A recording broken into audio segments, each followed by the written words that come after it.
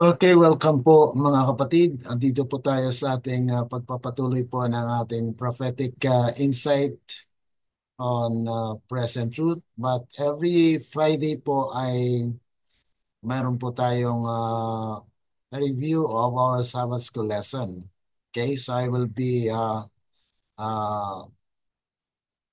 live on our Facebook page sa SDA Online Study po. Ang kanina po ay medyo nagka-problema po ang line natin. So we don't have we don't have the sound.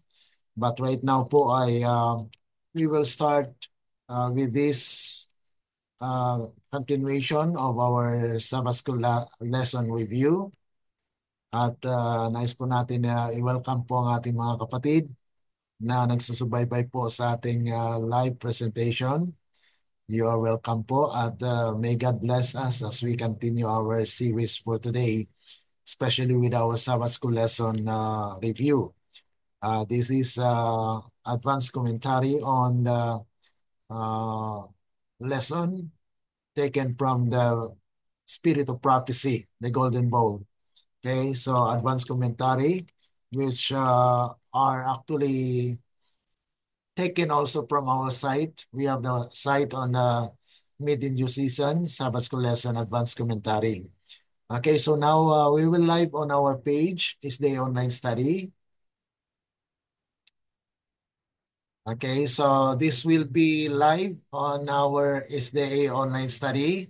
For those who have followed our series, every Friday we do have our review on the Sabbath School lesson. Okay, let's see if who are those attending our live right now. I have to check who are those who will be following our live presentation today. Okay, so I hope that you will be inspired as we continue on with our study today. Okay, now I'd like to share to you how we can access our site. Okay, in our browser, whatever big Google Chrome or whatever site browser you may have, you can just type meet in due season, in due season SSL L. Okay, so if you have that already, then you can just click the uh, meet in due season SSL. And you can see there the Sabbath School Meet in Due Season Advanced Commentary. So just click that one and it will navigate to you the other page.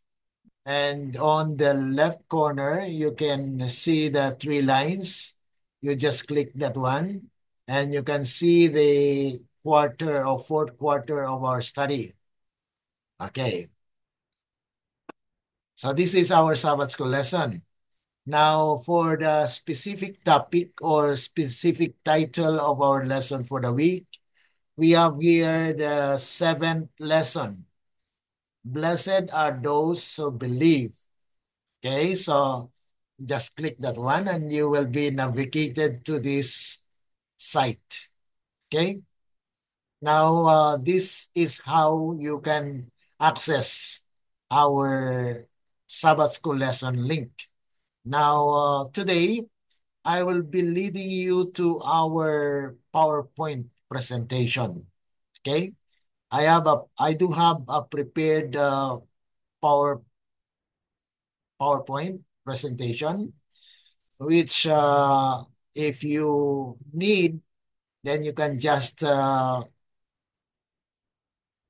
ask so that I can also share to you. Okay. Now, this is a Sabbath School lesson, our PowerPoint. Okay. I hope you can see that one. Okay, I will check our site if there are followers who followed us today. Okay, I will look at the SDA online study. Okay, so we are now live on our Facebook. Okay, let's see.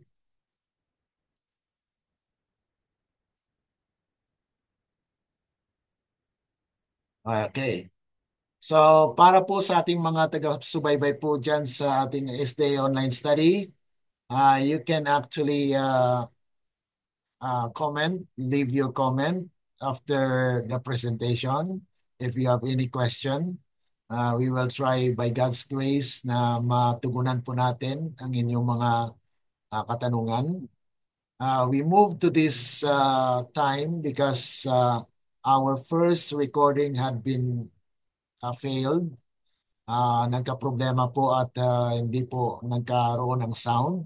So ngayon po ay inulit po natin para at least you can learn from our Sabbath School lesson review. Okay, now we go with our Sabbath afternoon. Okay, you have here Sabbath afternoon. We have the scripture reading for the week. Okay, and then after po niyan, makita po natin dito yung prayer thought po natin or thought for meditation. Okay, so before we pray, let us consider this thought for meditation, mga kapatid.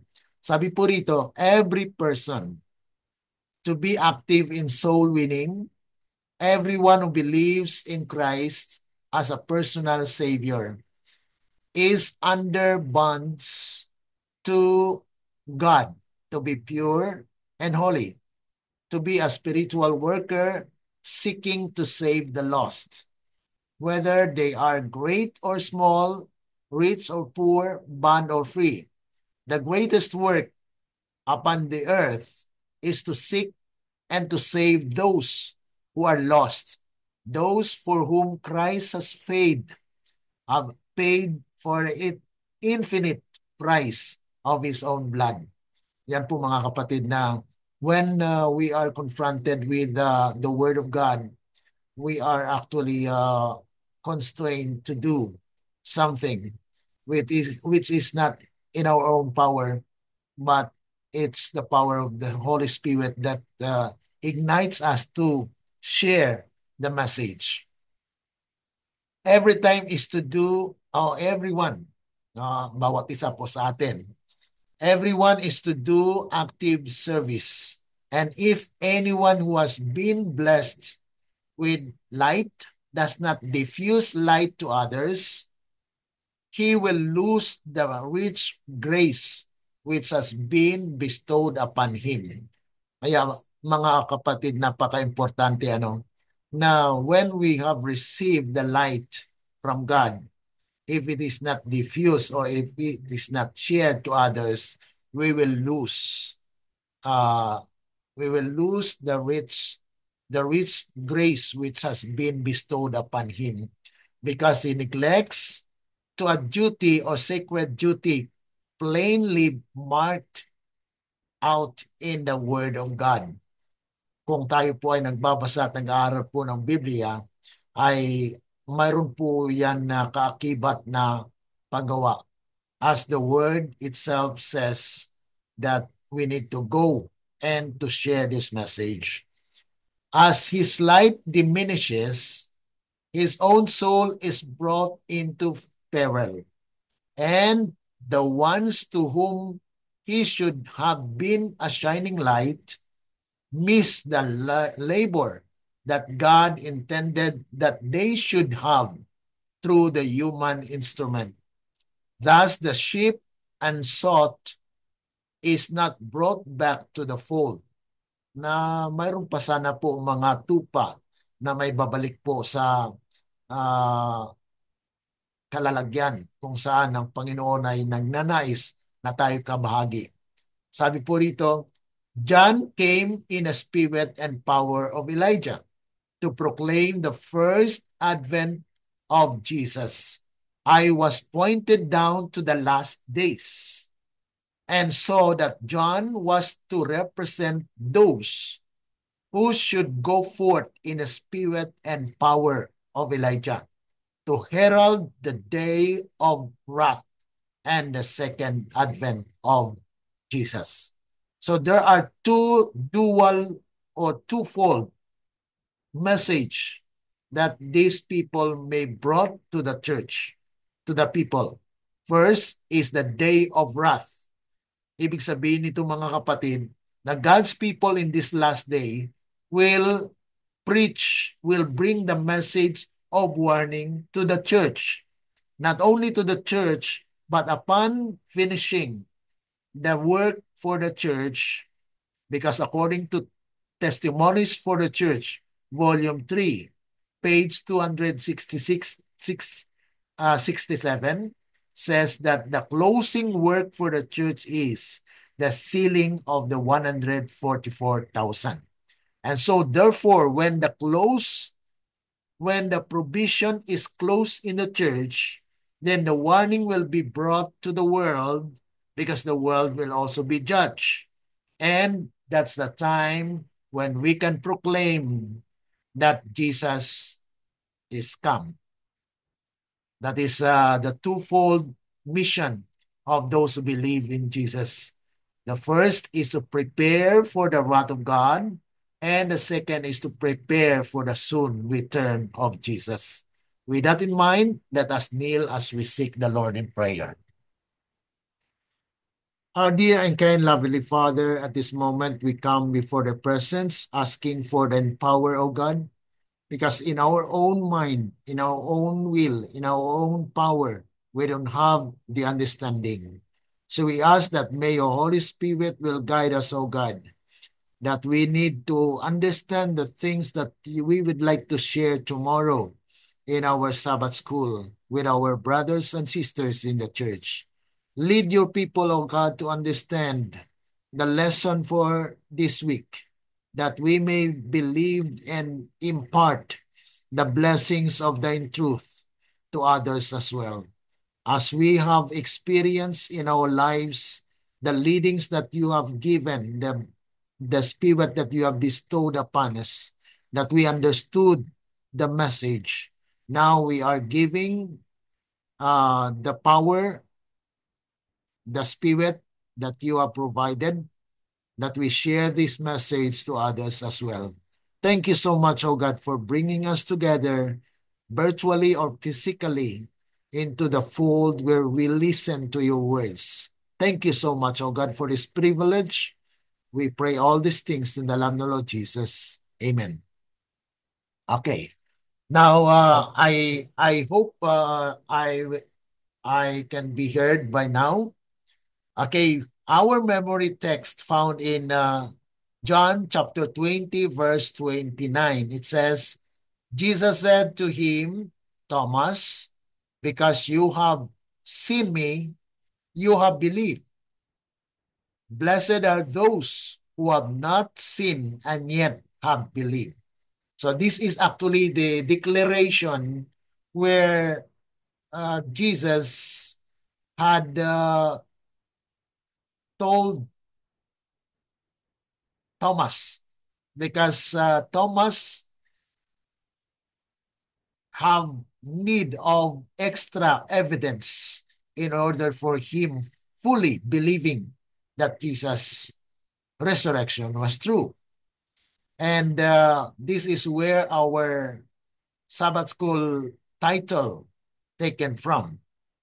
And the purpose of this study, our Sabbath school lesson today, is actually will examine the dynamic nature of belief in a biblical narrative, focusing on the experiences of key figures such as Abraham, Mary, Pilate, and Thomas. This study aims to explore the complexities of faith, doubt, and transformation in their encounters with the divine, and to understand how these themes shape the broader Christian concept of belief. Okay, so that's the purpose of our study.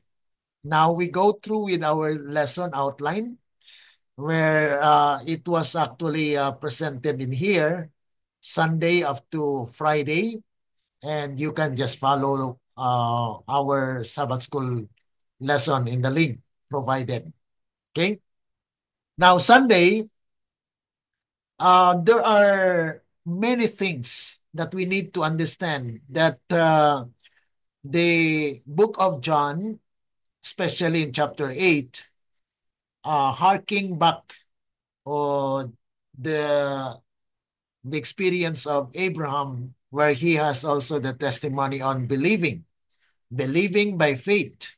So he believed by faith, even though he had not seen, he just believed on what God says. So the word of God is powerful that makes him able to believe.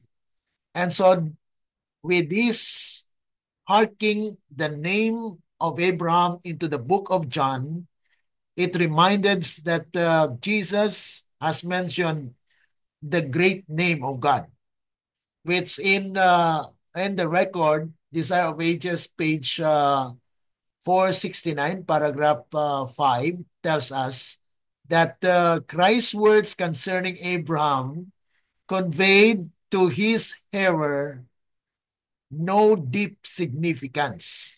Bakit kaya mga kapatid? Dahil they don't believe that it seems that they are not known the prophecy that there will be someone or there is somebody who will be brought to view as the Son of God, where he was as Messiah. And so the Pharisees here saw in them only fresh ground for cavilling. They retorted with a sneer as if they would prove Jesus to be a madman.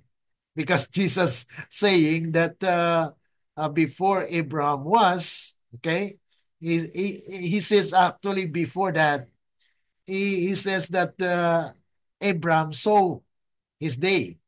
And so here, the Pharisees says, thou art only 50, not yet reached 50 years old. Alam po natin na nag-umpisa po si Jesus Christ na kanyang ministry at the age of 30. And so, kaya sinabi po ng mga Pharisees na thou art not yet 50 years old. And yet hast thou seen Abraham? Nakita mo na si Abraham. Kaya sabi po ni Jesus Christ as his response to that, with solemn dignity, Jesus answered, verily, verily, I say unto you. So this is a declaration of Jesus declaring that he was, sabi nga po rito, before Abraham was, I am. So bago pa man po si Abraham nandoon, ay siya na po. Okay? So this is actually a declaration of his divinity na kung saan ay bago pa man si Abraham ay nandoon, ay siya na. Even at the end, at the beginning of the creation. Because we can say and believe that during the creation, there are dignified power that form man. Because it says there in Genesis chapter 1 verse 26, let us make men in our own image. So therefore, there are dignitaries that created the earth, even human beings at that time. Okay? So Jesus is now declaring that he was, I am.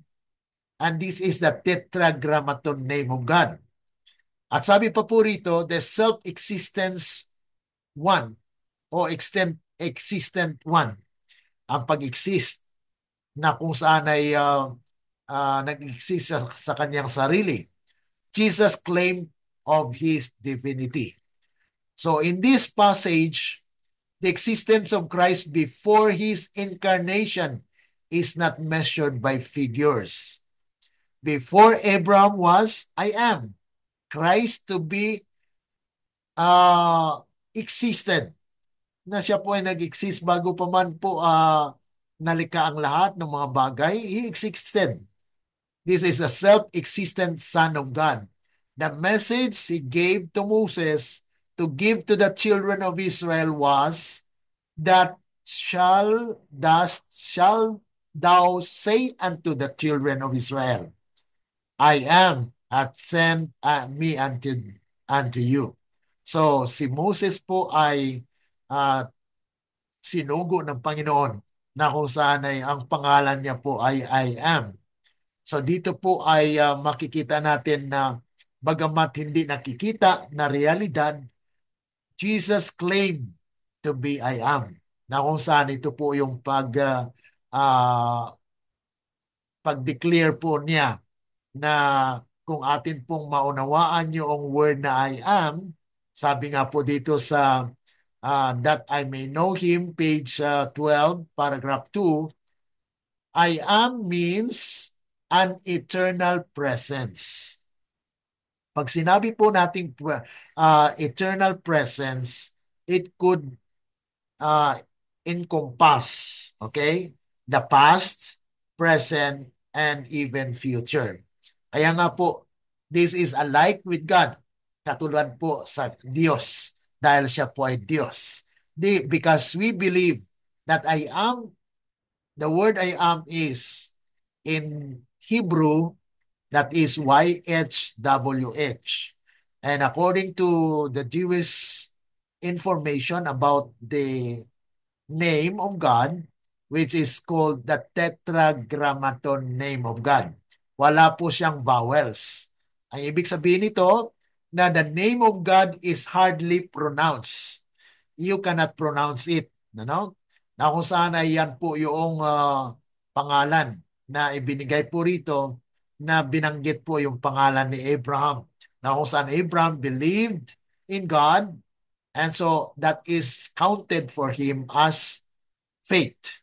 Na kung saan ay ginamit po dito na harking the name of Abraham to explain and to declare that Jesus existed before Abraham. Okay? So, at that time, Jesus was actually accused of being mad. Parang nasiraan, na kung saan ay these people, the Pharisees, didn't believe in the word of Jesus. But, Jesus declaring himself that he existed before Abraham was.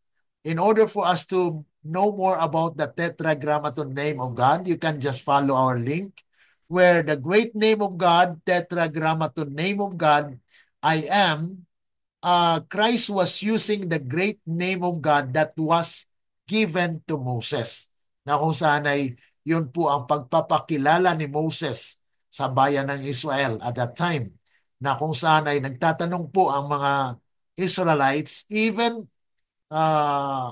the people whom they encountered with, they will ask, what's the name of your God? And so Moses received the name of God, which is I am. Na kung saan ito po yung the great name of God. The everlasting Father, the Prince of Peace. Na kung saan ito po yung declaration din po ni Isaiah. Isaiah also saw Christ. Na kung saan ay pinakita po sa kanya yung pananaw. Na kung saan there will be someone that will be born. Na kung saan ay it will be given as the substitute and Savior of the world. And his name will be called Wonderful, Counselor, the Mighty God, the Everlasting Father. So because he is the begotten of the Father. Okay? Now, so Monday lesson, we have here the witness of Mary. we can just remember how Mary has sacrificed a very expensive ointment, or tinatawag po natin ito na perfume, na kung saan very expensive. So ang witness po ni Mary dito ay she believed, and not only believing but acting on giving thanks with gratitude, na kung saan ay nagpasalamat po siya dahil kinilala niya ang Panginoon na kanyang Savior.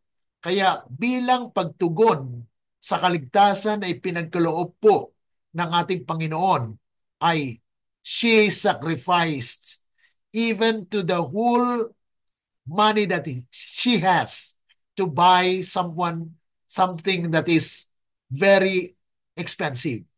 And that was an oil or perfume, a sacred perfume, na kung saan ay in-offer na rin po.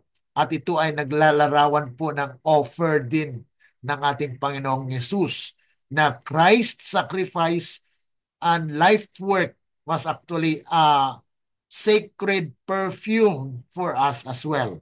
And now Mary is exercising a gratitude to thank her Savior, na kung saan ay pinagkaloob po bago pa man po ilatag na at isacrifice ang ating Panginoong Jesus, ay si Mary po ay nag-offer ng kanyang pasasalamat gift as a thank offering to Jesus. And this commentary in the Bible commentary says that pure sanctified love expressed by Christ life work is as sacred perfume. Ganon din po ang actually yung offer po ni Mary, na it was sacrifice on her part, na kung saan ay lahat po ng kanyang kinita ay ginamit na po just to buy a perfume to be poured in the head of Jesus and the feet of Jesus.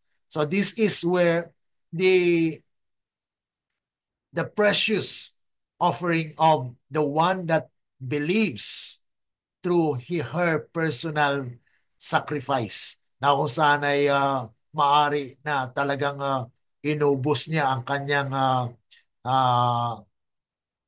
kayamanan o pera sa panahong yan upang makapagbili lang po ng precious perfume.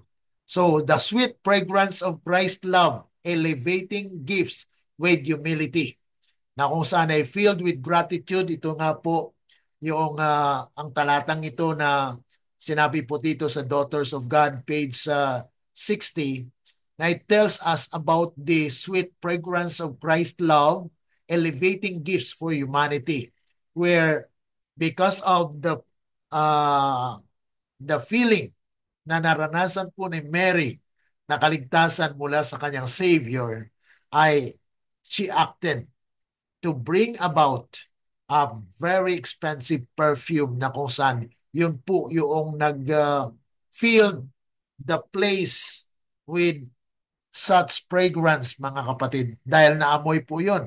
Pag na-pour po yun ni Mary sa ulo ni Jesus Christ at saka sa feet ni Jesus Christ, ay talagang amoy po ay you can smell the sweet smelling fragrance of the perfume that she offered as an offering to Jesus. So at great personal sacrifice, she had purchased an alabaster box of ointment of spickled nard, very costly. Yan po yung pagka-describe dito, mga kapatid. With which to anoint his body. But now many were declaring that he was about to be crowned king. Her grief was turned to joy, and she was eager to be first in honoring her Savior. Breaking her box of ointment, she poured its contents upon the head and feet of Jesus. So dito po ay makikita natin mga kapatid na hindi po niya inaantana na ma, ma, ma-pour yun, ma-spell yung perfume na yon. Dahil yun po ay offering niya kay Jesus because she believed and she is thankful sa kaligtasan po na ini-offer ng ating Panginoon. Okay? So dito po sa pag-consider natin sa pananampalataya ni Mary ay ang kanyang pananampalataya po ay nagatid sa kanya sa pagbigay po ng kanyang papasasalamat. Okay? Na several reasons led Mary to offer Jesus an expensive perfume and anoint him with it. So, ito po yung may mga reason po bakit na siya po ay nag-offer ng napakahalaga na perfume. Una po ay Jesus had forgiven her sin. Ang Panginoon po ay nagpatawad sa kanyang mga kasalanan. Ang pangalawa, Jesus had raised her brother from the dead. Yun po ay kabahagi po sa kanyang pasasalamat. Ang pangatlo po ay Jesus had spoken of his death, na kung saan ay kinilala po yun ni Mary na yun po ay offering para sa kanyang kasalanan. Ibig sabihin, instead of her to die, Jesus died for her sin. That's why she is thankful na kung saan bago pa man i-offer po si Jesus Christ to die, she has already given her thankfulness na nag-express na po siya ng kanyang pasasalamat sa ating Panginoon, na kung saan ay binigyan po siya ng karapatan upang siya'y mapatawad at mapabilang po sa mga taong maliligtas. Okay? So yan po yung buhay ni Mary, na siya po ay nanampalataya at pagkatapos na nanampalataya ay meron pong expression.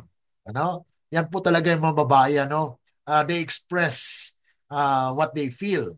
So yan po yung kwan po nito, ang kabahagi po sa buhay ni Mary. Now we go with Pilate, no? Na kung saan ang dilema po dito, ang problem ni Pilate ay wala po siyang nakita na bahid ng kasalanan doon kay Jesus Christ. But he was forced to have a decision. That's why at the first meeting with Jesus Christ, he saw na kung saan ay makita po ang kahirapan na dinanas po ni Kristo. Ang nakita po ni Pilato na sa mga mata ni Jesus Christ ang pagka-inonsente, na wala po siyang nakita na bahid ng kasalanan. At Pilate, sabi nga po rito, Pilate was very much irritated, for he had congratulated himself of being rid of the fearful responsibility when he referred the accuser of Jesus to Herod.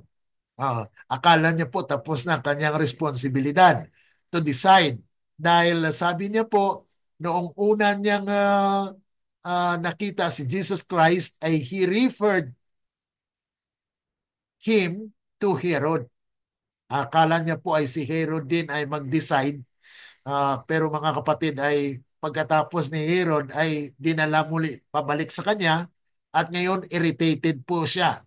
Na kung saan ay nakita niya na nga na bigyan niya na ng kanyang hatol, pero mga kapatid ay binalik po sa kanya upang sa ganun ay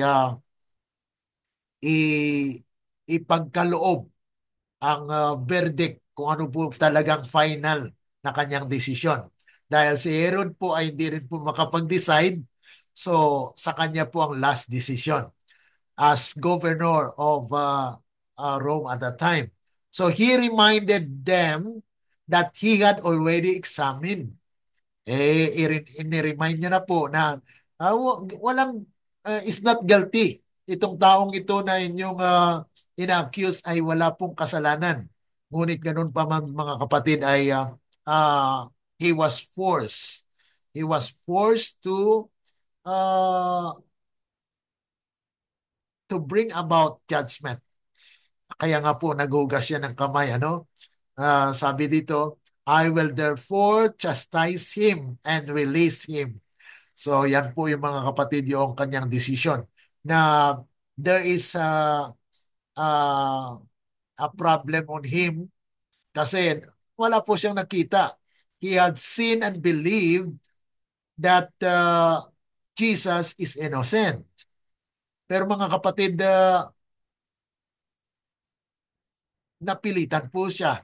Ano? Minsan sa mga tao, mga kapatid, this is a lesson for us na sometimes people may believe, but yet they yield. Hindi po sila yung kanilang paniniwala, pananampalataya ay dahil sa pressure. Kasi na-pressure po siya ng crowd.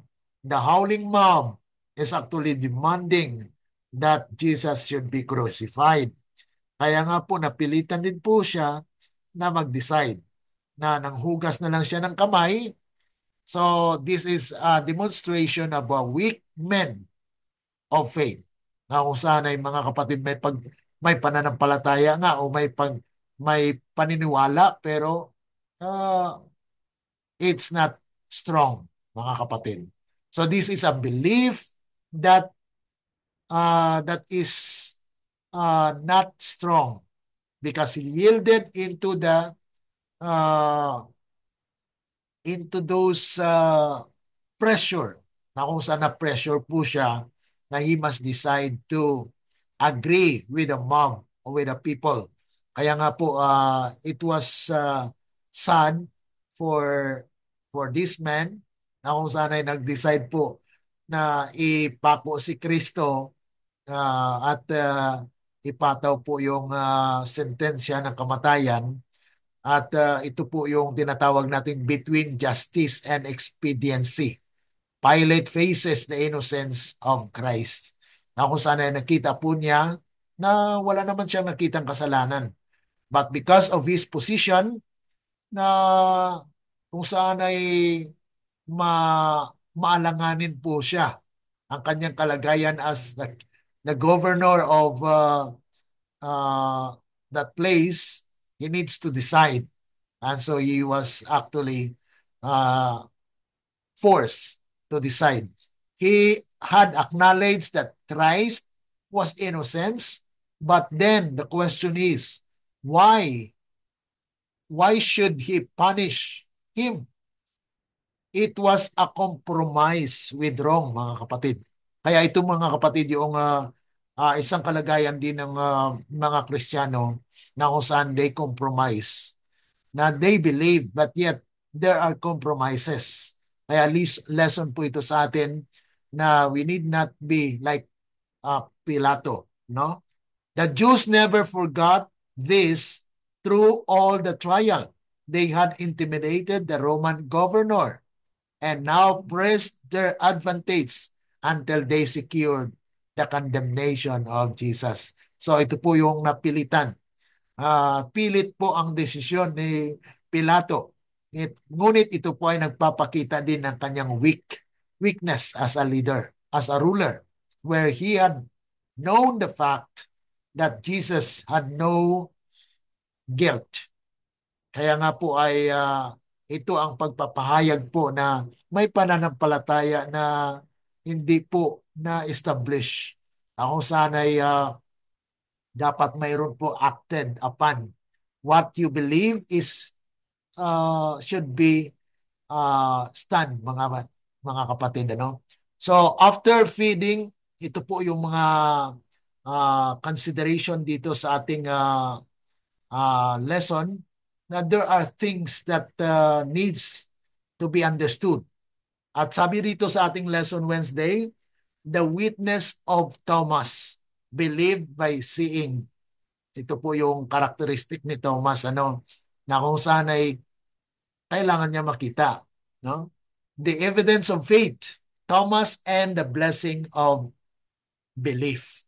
God was not pleased with the unbelief of Thomas. Bakit po? Dahil hindi po siya maniwala unless he can see or he can feel it. So kailangan po ang kanyang pananampalataya ay mayroon pong mga ebidensya. Ano? But you know how God deal with unbelief. Hindi po niya ah, hindi po siya nagput ng blame or verdict on a person of unbelief. But yet he gives evidences na kung saan ay pinahintulutan niya po na si Thomas ay makakita ng ebidensya. So sa ating pananampalataya mga kapatid, minsan ay we need some of the evidences. We weigh evidences, and so we ask for more evidences. And so Thomas asked for evidence, and it was granted.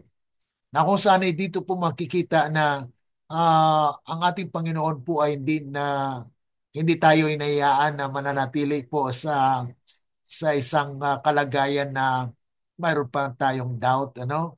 So God gave the proof in order for us to believe. So Thomas, because thou hast seen me, nakita mo ako, naramdaman mo ako, thou hast believed. Blessed are they that have not seen and yet have believed. So mapalad yung mga taong hindi nga nakakita, hindi nila nakita, but they believe. So ito po yung mga kalagayan po, circumstansya ng ating kapanahunan ngayon. No? Now, we have not seen anyone in the Bible characters, but we can just listen, you can read, you can have the proof in order for you to believe. But in here, Thomas needs an evidence. So from doubt to faith, the transformation of Thomas. So Thomas' stubborn unbelief turned into deep affection and devotion. Ito naman po yung tinatawag natin na positive uh, part of Thomas. Upon knowing and upon having the evidences, he has that deep affection and devotion to the Lord. That's why in the passage there, it says, he cast himself at the feet of his master in deep affection and devotion, crying, "My Lord and my God." So this is a response to the evidences that Jesus had given. So in times where we have doubt, if you need to ask more evidences, then ask the Lord and He will grant it. Yan po ang ating Panginoon na we can have the lesson here na God actually is not pushing us into deep doubt. Kung may mga doubt mga kapatid ay God actually would like us to listen and to see the proof. That's why we need to investigate. So overcoming doubt with love, the transforming power of Christ's mercy. Yan po yung kapangyarihan ng kaawaan ng ating Panginoon. Na He loves His servants, His disciples. That's why when Thomas asked for an evidence, he showed the evidence. And these are the things that we need to learn from our Lord and Savior. That He does not leave us into doubt. But if we continue on doubting, then mga kapatid, we will be in the trap as well. Kaya nga mga kapatid, weigh the evidences and you can find that Jesus will lead you into all truth. Thomas believing by seeing, but Jesus said, blessed are those who will believe even not seeing it. Okay? Now, the Thursday's lesson, this is on our part. Our witness of Jesus, believing without seeing. So can we share the testimony and witness that Jesus is real? Yes, if you have experienced it. Ano? So we can learn here from the writings of Ellen G. White about the faith without seeing or believing without seeing, mga kapatid. Una, faith and the power of belief without sight. So there is a statement in the Sign of Ages, page 805, that tells us that in the context of Thomas, she emphasizes the blessedness of what? Of those who, though not seeing Jesus physically, believe in Him and His work through faith. So yan po yung blessedness ng mga nanampalataya na bagamat hindi po nila nakikita. So Ellen G. White reinforced the idea that faith in Jesus is not reliant on physical sight, but is grounded in the unseen. Yung mga bagay na hindi nakikita, yan po yung blessedness, mapalad. Mapalad yung mga tao na nanampalataya na bagamat hindi nila nakikita. Yun po yung tunay na pananampalataya. Ano po?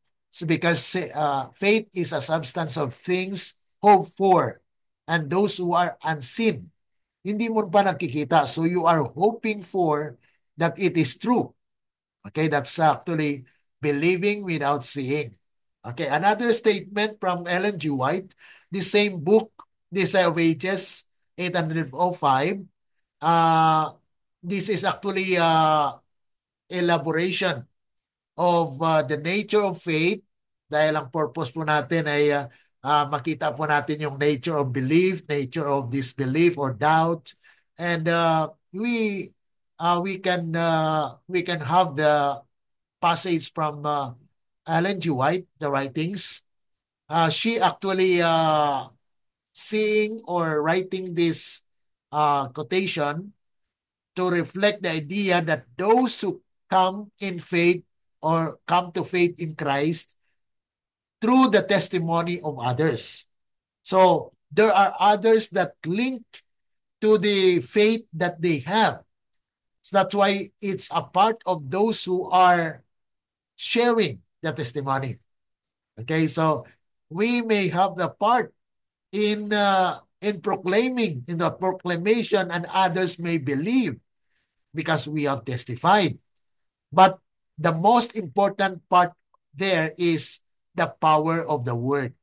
Okay, the power of the word which reflects the characteristic of God's truth. Na kung saan ang katotohanan niya po, yun po talaga ang nagpapakabanala sa tao. Because this is actually will sanctify or will select or will set aside us from others. So reflect the idea that those who came to faith in Christ through the testimony of others, even without physical evidence, like Thomas. Okay, Thomas, he want to see so that he can believe. But there are people in these last days that without seeing, they still believe. So it poses the same strong and genuine faith as those who saw Christ firsthand. Yan po mga kapatid yung pananampalataya na kung saan ay mayroong pananampalataya na bagamat hindi po nakakita ay nandun po na para bagang nakakita din po sila. Okay? So the role of witnessing and believing without seeing in her writings. Ellen G. White also speaks about the power of witnessing for Jesus, even in the absence of direct evidence or sight, highlighting the spiritual sight given to believers through the Holy Spirit. So, mayroon pong kapangyarihan na nag-uugnay doon po sa mga nagwi-witness. Ibig sabihin, yung mga nag-share ng message, mayroon pong ugnayan ang banal na espiritu na siyang gumawa sa kanila. Na kung saan yun po ang nagtulak na naging bahagi po ng kanilang buhay ang pag-share. Okay? Dahil mayroon pong naranasan na kapangyarihan mula sa banal na espiritu. So, the emphasis is on faith that acts according to God's word. So sa pamagitan po ng salita ng Panginoon, dahil ang banal na espiritu po ay powerful na siyang nagbigay sa atin o nag-guide sa tao na kung saan ay maniwala. So without waiting for tangible signs or feelings, which aligns with the concept of believing without seeing. So ito pong passage na ito sa Testimonies for a Church Volume 1, 333 tells us that it is actually that as we walk in the light, faith in the unseen becomes more certain dahil maranasan mo po. Ano? So pag tayo po ay nakakaranas, then our faith will be strengthened. As the Word of God is effected in our lives, it acted upon by walking in it. Na kung saan ay tayo po ay naglalakad patungo doon sa kabanalan na nais ng Diyos na mangyari sa atin dahil ang kanilang salita po ay naging makapangyarihan na siyang umudyok sa ating buhay. Pang-apat po rito na passage, Step to Christ, page 63, Faith and Assurance in Christ Promises. Ito naman pong talatang ito ay nagbibigay po ng assurance. Ano? Dahil doon sa assurance ng Panginoon ay nanampalataya. Ibig sabihin, nag-trust po ang tao sa salita ng kanyang promesa. Mayroon po siyang promise. Ano? Na kung saan sabi nga po dito, we walk by faith, not by sight. There is nothing in our experience that would assure us that God will fulfill His promises to us. But as we believe His word, we have the assurance that He will. So yan po mga kapatid, yung speak directly to the heart of the concept. Na kung saan ay true faith relies not on what can be seen or touched, but on the promises of God that are believed, even their unseen form. So, kahit salita lang po yan, you believe, dahil ang salita po ng Panginoon ay powerful. It actually moves us to believe. Okay, that's actually the point there. And then the fifth here, the victory of faith. Ang tagumpay ng pananampalataya. The victory of the Christian faith, particularly faith in Jesus' unseen presence and work in the world. Ito po yung pananampalataya na sinabi po dito sa talatang ito na kung saan emphasizes that true believers cannot see Jesus physically. Their faith in Him and in His promises grant them victory. So dahil po sa pananampalataya nila, ay nagkaroon po sila ng tagumpay. Okay, yan po yung makikita natin ito. Yung mga characteristic of the true faith na even ang not seeing, kahit hindi nakikita po ay nanampalataya at ito po ay maghatid sa atin sa tagumpay. Okay? And then, ito po yung mga additional part of this lesson in Thursday lesson. The fifth, the victory of faith, na kung saan ito po yung you and I, believing without seeing. Ito po yung nature niya na bagamat tayo po ay affected by sin, but yet God has given us the power which through His words, we are enlightened. No? Kaya naiahon po tayo mula sa kadiliman at tayo po ngayon ay nakakita ng liwanag sa pamagitan po ng kanyang salita at maghatid po sa atin sa patutunguhan because of this prophecy. May mga propesya na kung saan yun po ang pinaniwalaan po natin na mangyari.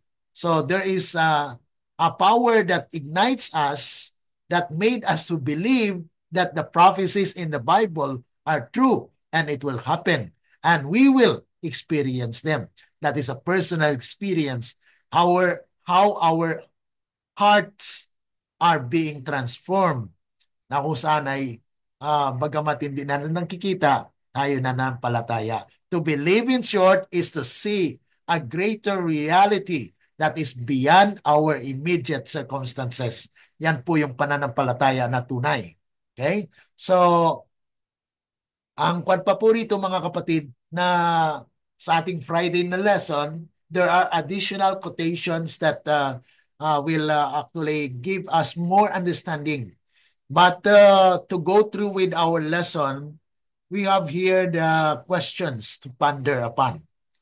So there are questions that you and I could answer as we continue on with our lesson, with our review, and to end up this review today. What role did obedience play in Abraham's belief in God's promises?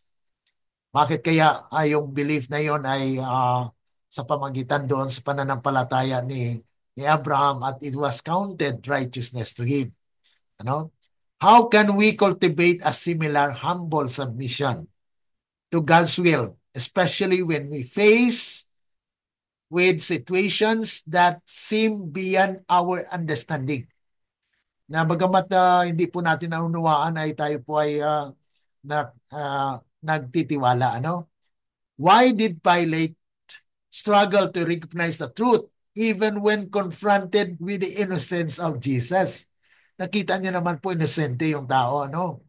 Pero nag-struggle pa siya. Ano bang katotohanan? Alam niya na nga yung katotohanan, ano?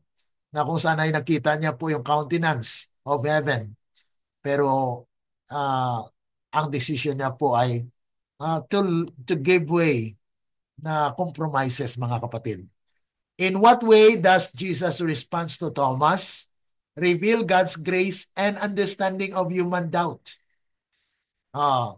Jesus acted on love, the fragrance of love, mga kapatid, and mercy. Nagatid po sa kanya how he deals with the unbelieving Thomas. Okay?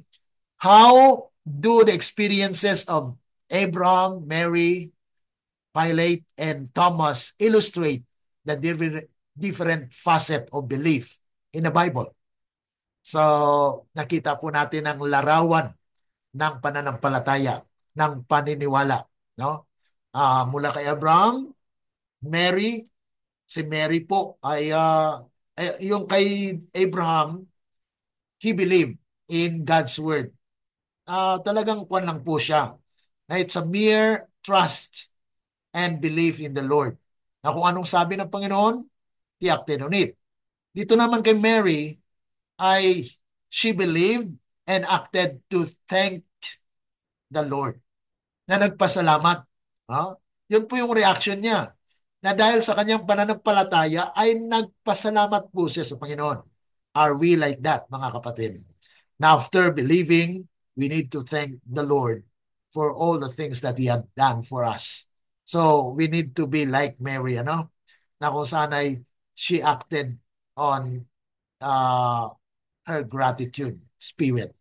Okay? Ang kay Thomas naman, kay Pilate, ay he believes but he acted opposite.